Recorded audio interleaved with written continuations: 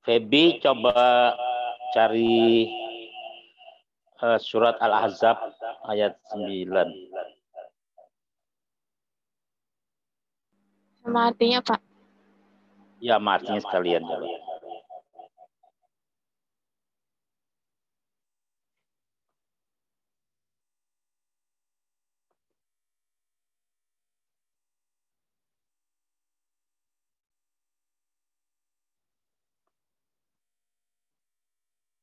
Bacakan ya. Mohon maaf, ayat berapa? Surat Al-Ahzab ayat 9.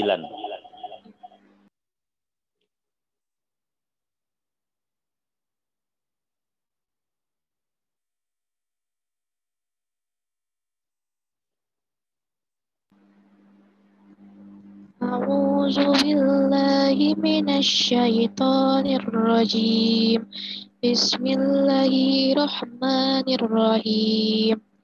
Ya ayyuhallazina amanu zkuruni ma tawaki alaikum iz ja'atkum junnuzun fa'arsalna alaihim rihaw wa junnuzan lam tarawha wa kanallahu bima ta'maluna basir. Artinya, wahai orang-orang yang beriman, ingatlah akan nikmat Allah yang telah dikaruniakan kepadamu ketika bala tentara datang kepadamu, lalu kami kirimkan kepada mereka angin topan dan bala tentara yang tidak dapat terlihat olehmu. Allah Maha melihat apa yang kamu kerjakan. Ya, terima kasih ya. Jadi ini masih tindak lanjut dari materi kita minggu lalu yang dari pemanasan global kemudian perubahan iklim. Nah, hari ini kita akan bahas mengenai klasifikasi iklim, baik yang terkait dengan beberapa yang sudah dicatat, yang terutama untuk klasifikasi iklim di Indonesia.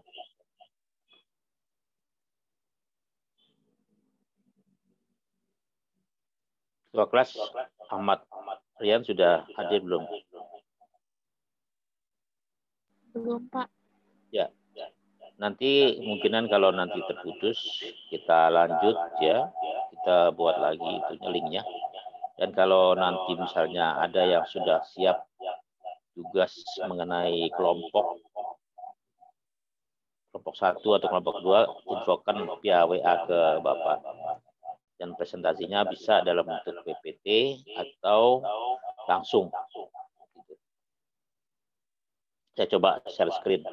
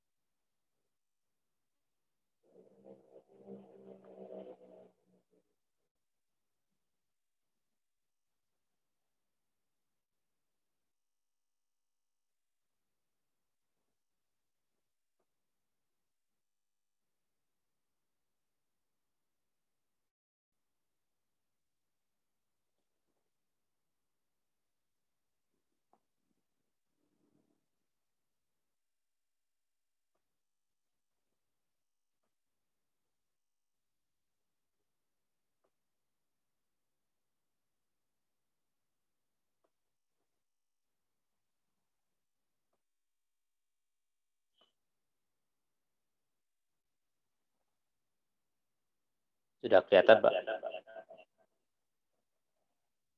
Sudah, Pak. Sudah ya. Baik, kita mulai. Pada slide pertama, tampak ada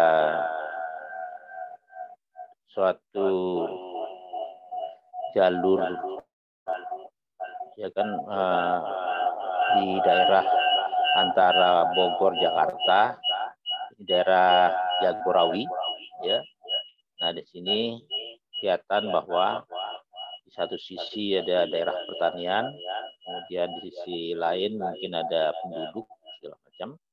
Nah, kalau misalkan kita lihat mengenai curah hujannya, kemudian suhunya, itu kita bisa lihat dari beberapa materi yang ke depan kita akan pelajari satu persatu unsur-unsurnya, ya. Jadi kalau di situ melihat bahwa iklim itu sama seperti cuaca juga, cuma yang membedakan adalah area dan waktu. Itu perbedaan. Selanjutnya pada slide kedua, kalau kita besarkan ini, pembagian iklim di wilayah Republik Indonesia itu terbagi dalam 4 kriteria atau unsur. Yang pertama adalah berdasarkan pembagian letak dekat khatulistiwa. Kita tahu bahwa khatulistiwa adalah garis 0, bintang 0 derajat. Berikutnya berdasarkan letak di antara dua benua, Samudra Hindia dan Samudra Pasifik. Kemudian adalah sifat kepulauan, ya. Kemudian adalah letak di antara 10 derajat lintang utara hingga 10 derajat lintang selatan.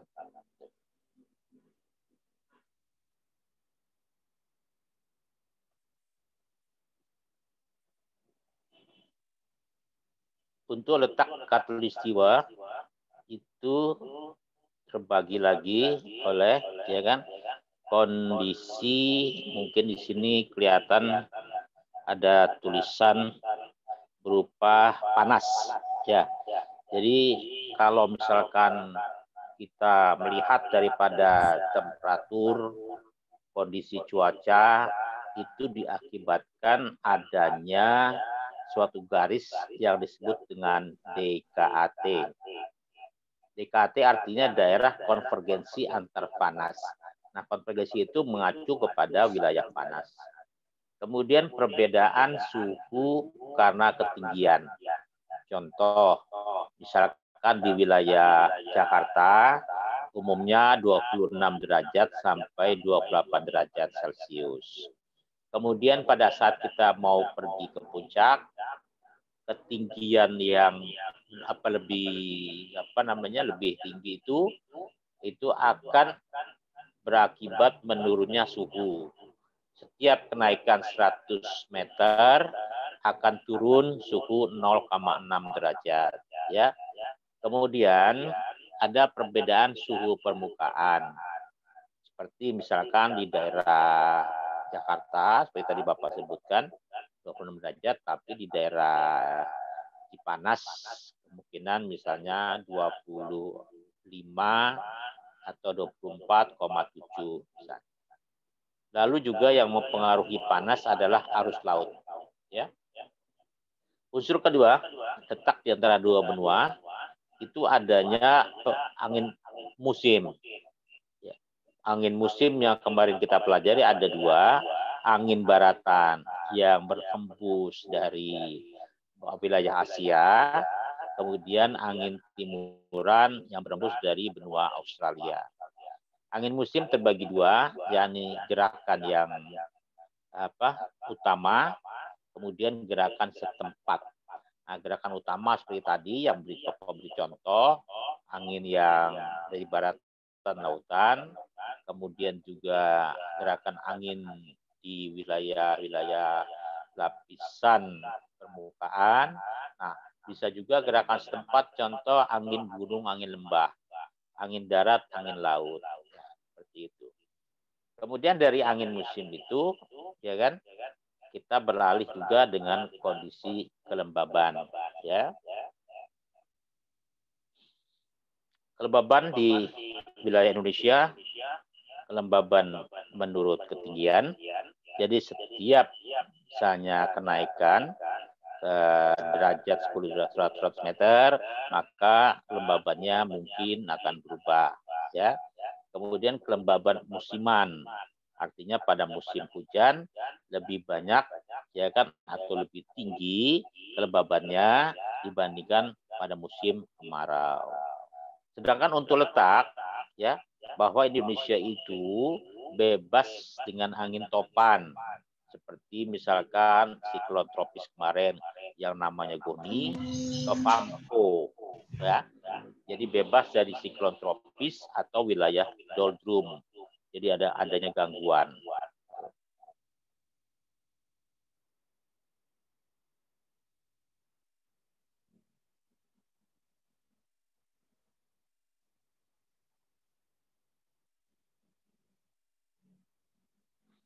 Untuk itu dari keempat unsur atau indikator pembentuk iklim di wilayah Republik Indonesia, unsur-unsur iklim yang paling dominan kita pelajari adalah suhu, angin, hujan.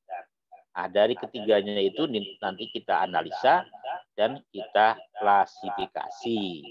Makanya pada hari ini kita mempelajari klasifikasi iklim yang sudah dibuat oleh para ahli. Ya, kemudian di dalam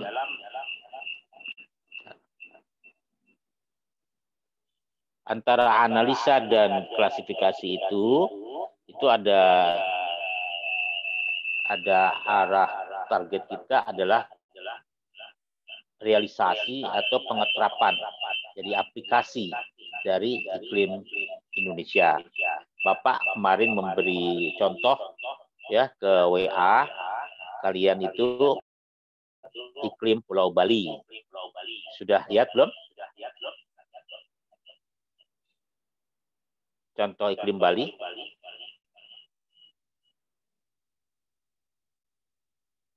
Sudah kalian lihat di WA? Sudah, Pak. Ya itu ya. Nanti kita bisa pelajari lebih lanjut di dalam praktikum mungkin setelah kita melaksanakan UTS.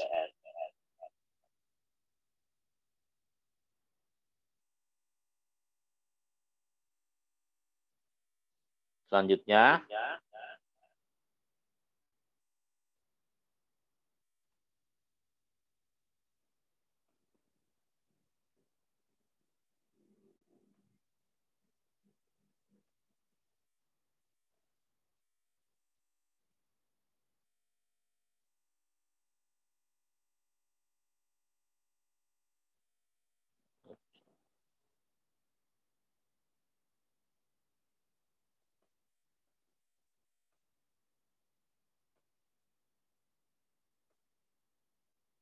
klasifikasi iklim.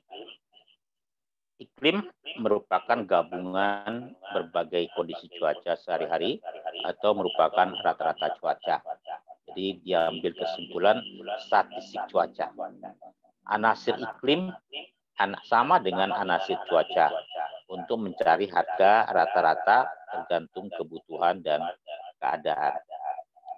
Perlu diketahui bahwa untuk mengetahui penyimpangan iklim harus berdasarkan pada harga normal, suatu harga rata selama 30 tahun. Hampir tidak terbatas jumlah iklim di permukaan bumi ini yang memerlukan penggolongan dalam satu kelas atau tipe. Semua klasifikasi iklim buatan manusia, sehingga masing-masing ada kebaikan dan keburukannya. Tujuan klasifikasi iklim adalah berusaha untuk menyederhanakan jumlah iklim lokal yang tidak terbatas menjadi golongan yang jumlahnya relatif sedikit yang mempunyai sifat-sifat penting yang bersamaan.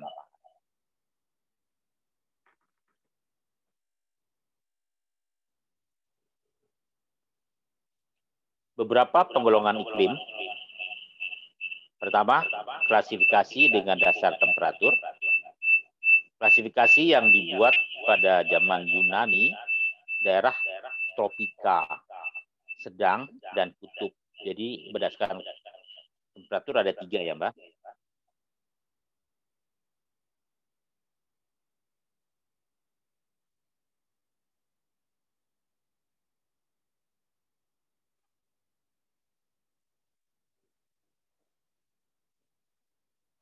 Kemudian klasifikasi Klages yang dibuat tahun 1942. Berikutnya adalah klasifikasi Köppen. Nah, klasifikasi ini paling banyak dipakai di seluruh dunia. Ketiga, klasifikasi Thorne White. Lalu yang keempat adalah klasifikasi wilayah Indonesia. Di Indonesia kita menggunakan 3, yakni klasifikasi Moore, klasifikasi Smith dan Ferguson, yang terakhir klasifikasi Oldman.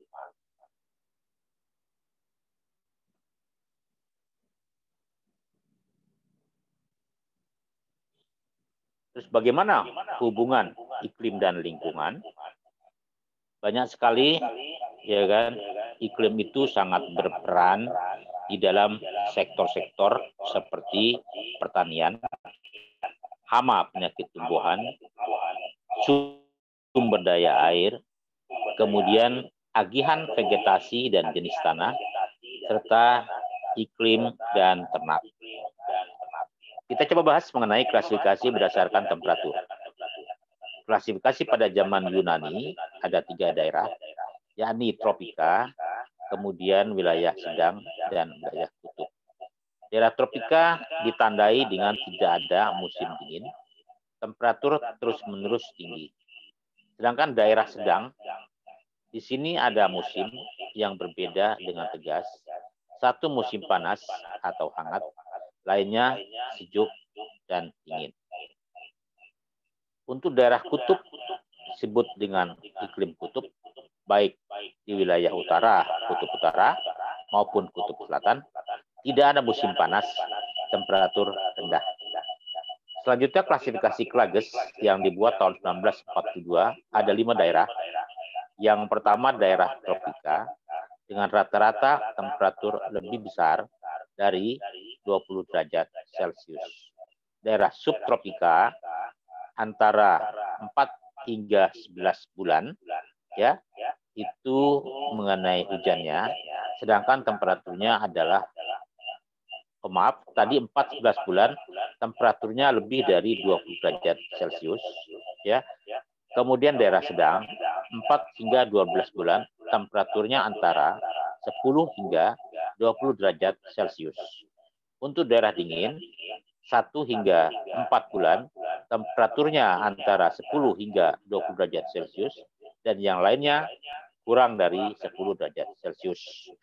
Sedangkan daerah kutub temperatur rata-rata minus 1 derajat Celcius dengan tanpa bulan yang temperaturnya lebih besar 10 derajat Celcius. Selanjutnya klasifikasi Köppen dibuat oleh Vladimir Köppen yang hidup pada tahun 1846 hingga 1940. Beliau adalah seorang biologis Jerman. Tahun 1900, Köppen membuat klasifikasi iklim berdasarkan vegetasi. Selanjutnya, pada tahun 1918, Köppen merevisi dengan memasukkan temperatur, hujan, dan tanda khusus musiman. Köppen membagi 5 golongan besar yang diberi simbol huruf A hingga E. A adalah iklim hujan tropika, B adalah iklim kering, C iklim sedang, D iklim dingin, E iklim kutub. Sehingga secara garis besar, dasar klasifikasi Köppen pertama adalah rata-rata curah hujan bulanan atau tahunan, kemudian temperatur bulanan dan tahunan. Yang ketiga adalah vegetasi asli yang dilihat sebagai kenampakan terbaik dari keadaan iklim sesungguhnya. Köppen menilai bahwa daya guna hujan terhadap perkembangan dan pertumbuhan tanaman tidak hanya tergantung pada jumlah curah hujan, tetapi juga intensitas penguapan, baik dari tanah maupun tanaman. Oleh karenanya, Koppen berusaha menunjukkan intensitas penguapan dan daya guna hujan adalah dengan menggabungkan temperatur dan hujan. Musim hujan yang sama jatuh pada musim panas adalah kurang berguna dibanding jatuh pada musim dingin. Walaupun metode untuk mengukur daya guna hujan memuaskan. Kriteria klasifikasi yang dibuat oleh Koppen adalah A. Iklim hujan tropika. Itu ditandai dengan temperatur bulan terdingin, yakni lebih besar dari 18 derajat Celcius, atau kalau ditransfer atau dikonversi menjadi 64,4 derajat Fahrenheit. Kemudian pada klasifikasi AF, pada iklim Koppen, bulan terkering harus lebih besar dari 60 mm. Kemudian pada klasifikasi iklim AM, bulan terkering kurang dari 60 mm, tetapi antara 98,5 R bagi 25. Jumlah hujan pada bulan basah dapat mengimbangi kekurangan hujan pada bulan kering, masih terdapat hutan yang cukup lebat. Sedangkan AW adalah bulan terkering kurang dari 98,5 R per 25. Jumlah bulan basah tidak dapat mengimbangi kekurangan hujan pada bulan kering. Vegetasi yang ada pada padang rumput dengan pohon jarang. Nah, ini adalah bagaimana grafik, ya kan, gimana menunjukkan Koppen membagi tipe iklim A, iklim AF, iklim AHW, dan iklim AM. Contoh, bila curah hujan tahunan berkisar antara 1.500 hingga 2.000, kemudian pada curah hujan bulanan itu berkisar antara 40 sampai 60, maka kita sebut iklimnya AW. Sedangkan pada saat curah hujan tahunan di atas 2.500 mm, kemudian juga pada curah hujan bulanannya berada pada 60 derajat, maka 60 mm, maka iklimnya AM dan selanjutnya. Nah, untuk iklim kering di klasifikasi Koppen, kita bisa perhatikan, ya, R-nya kurang dari 0,44 kali T dikurangi 19,5. Di mana kriteria itu adalah curah hujan merata sepanjang tahun. Kemudian untuk R kurang dari 0,44 kali T dikurangi 7, curah hujan mengumpul pada musim panas sekitar 70%. Lalu kemudian R kurang dari 0,44 T dikurang 30 derajat, curah hujan mengumpul pada musim dingin besar 70 derajat. Nah, kemudian dibagi 2 BS dan BW. Jadi B itu iklim kering itu dibagi menjadi BS dan BW. Kalau BS setengah batas atas dikurangi batas atas. BW kurang dari setengah batas atas dengan keterangan yang sama, ya. Jadi BS itu adalah di bagian atasnya, ya. Kemudian untuk BW di bagian bawahnya. Ini termasuk iklim stepa dan padang pasir, itu iklim B.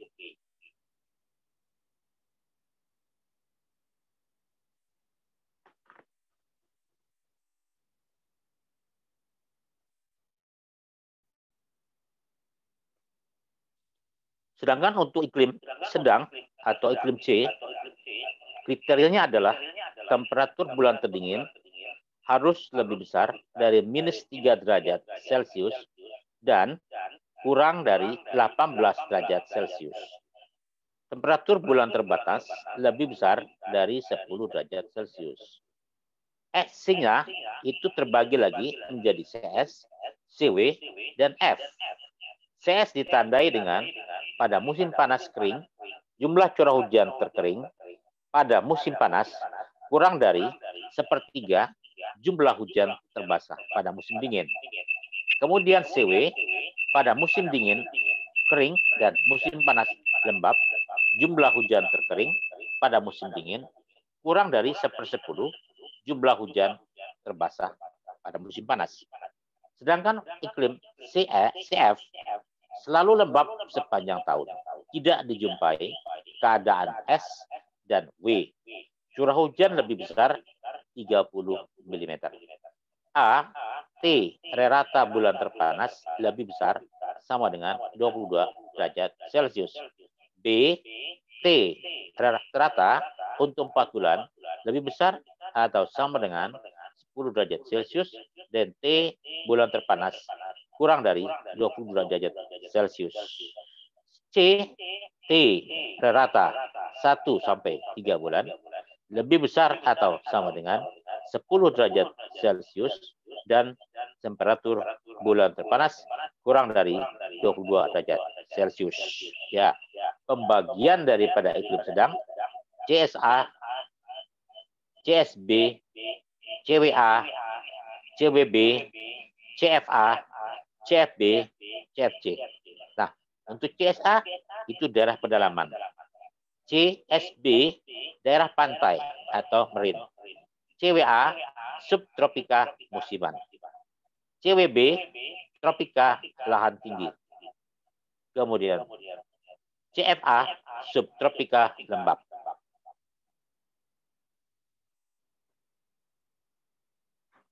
CFB iklim marine, CFC iklim marine.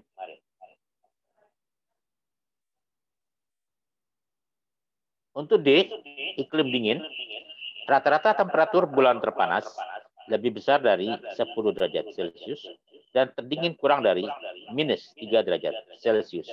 Untuk DW sama dengan C. Untuk DF sama dengan C. DA sama dengan C. Maksudnya C itu iklim sebelumnya, ya. DB sama dengan C. DC sama dengan C. Kemudian DD, rata-rata temperatur bulan terdingin kurang dari 2,8 dan dipakai di luar A, B, dan C. DFA, kontinental lembab, iklim dingin dengan periode kering. DFB, kontinental lembab. DFC, subartika. DFD, subartika. DWA, iklim kontinental lembab atau iklim dingin dengan musim dingin kering. DWB, iklim kontinental lembab. DWC, subartika. DWD, subartika. Selanjutnya yang terakhir yang dibuat oleh Köppen adalah iklim kutub dengan kriteria rata-rata temperatur bulan terpanas kurang dari 10 derajat Celcius. Iklim kutub terbagi lagi menjadi ET, rata-rata temperatur bulan terpanas antara 0 hingga 10 derajat Celcius. EF, rata-rata temperatur bulan terpanas kurang atau sama dengan 0 derajat Celcius. Untuk iklim ET kita sebut iklim tundra, dipenuhi dengan lumut. Sedangkan EF kita sebut iklim es atau salju abadi. Sedangkan EH temperatur seperti E tapi disebabkan tinggi tempat lebih dari 5.000 feet. Nah, kalau dibagi meter tinggal dibagi sepertiga.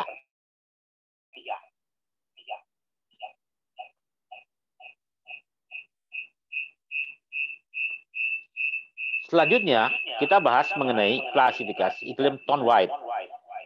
Tom White hidup pada era 1899 hingga tahun 1963. Pada tahun 1931, Tom White memperkenalkan klasifikasi yang pertama khusus dipakai di Amerika Utara. Tahun 1933 memakai sistem tersebut untuk seluruh dunia. Dasar daripada klasifikasi iklim Tom White adalah berdasarkan vegetasi, evaporasi, hujan, dan temperatur. Tom White menganggap bahwa kebutuhan air tanaman tidak hanya tergantung pada besarnya curah hujan, tetapi juga tergantung evaporasi. Menggunakan istilah daya guna presipitasi, kita sebut dengan PE rasio. P adalah presipitasi, E adalah evaporasi. Presipitasi kita anggap sebagai hujan, evaporasi kita anggap sebagai penguapan. PE rasio, perbandingan antara P dan E yang menunjukkan daya guna hujan bagi kehidupan tanaman. P, persentase bulanan rata-rata. E, penguapan dari permukaan air bebas.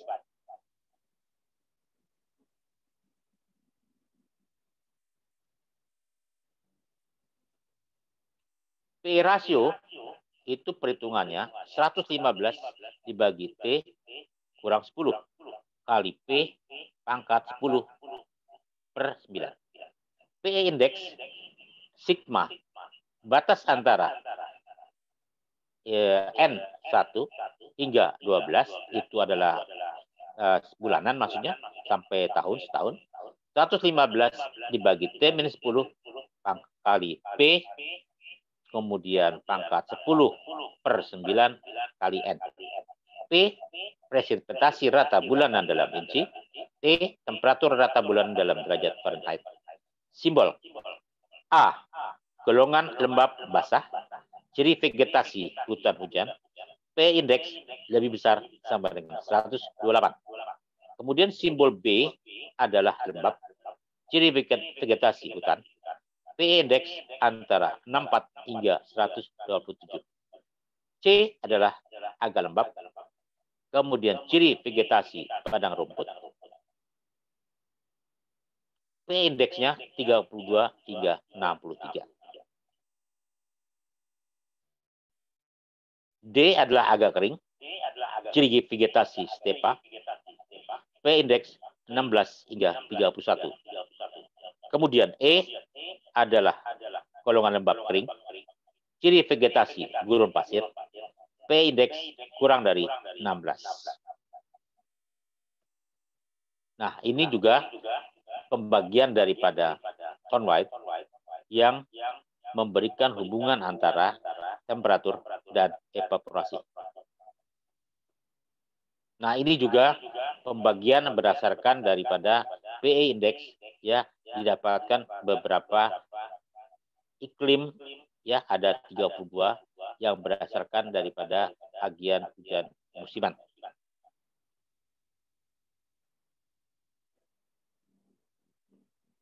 Selanjutnya, untuk khusus iklim di Indonesia ada 3 sebenarnya.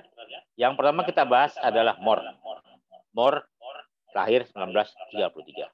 Menurut MOR, Köppen kurang berlaku di Indonesia, terutama tentang hujan.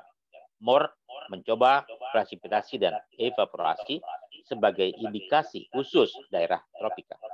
Berdasarkan penelitian tanah, MOR membedakan 3 tingkat kebasahan untuk berbagi bulan dalam 1 tahun.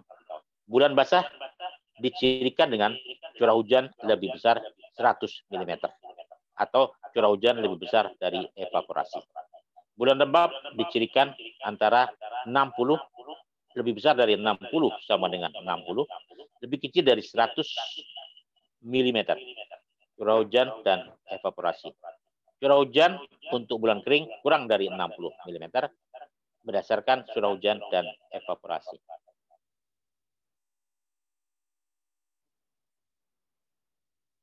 Untuk mencari bulan basah dan kering, MOR menggunakan rata curah hujan masing-masing bulan selama beberapa tahun, yakni Januari BB, Februari BB, artinya bulan basah, Maret bulan basah, Agustus bulan kering. MOR membagi 5 golongan iklim, yaitu golongan 1, daerah basah, jumlah bulan keringnya 0. Golongan 2, agak basah, jumlah bulan kering 1 hingga 2 bulan. Golongan 3, agak kering, jumlah bulan kering antara 3 hingga 4 bulan. Golongan 4 adalah daerah kering dengan jumlah bulan kering 5 hingga 6 bulan. Golongan 5 adalah sangat kering jumlah kering bulan 6 bulan. Kemudian pembagian dari Smith and Ferguson 1951. Dasar sama seperti Moore, yaitu bulan basah dan bulan kering. Hanya cara mencarinya yang berbeda dengan menghitung bulan basah dan bulan kering untuk masing-masing tahun. Sebagai dasar penggolongan iklim berdasarkan Smith-Ferguson ini menggunakan suatu rasio Q, di mana Q merupakan jumlah rata bulan kering dibagi jumlah rata bulan basah. Data curah hujan diperoleh dari tahun 1921 hingga tahun 1940 dengan menghilangkan data yang kurang dari 10 tahun. Contoh misalnya bulan kering dengan curah hujan kurang 60 mm. Bulan antara bulan kering dan bulan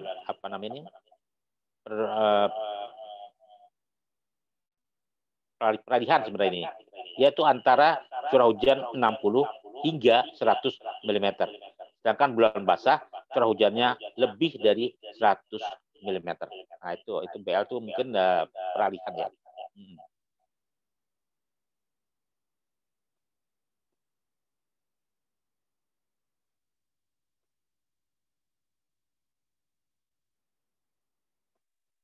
Nah, ini kita gunakan diagram untuk melihat ya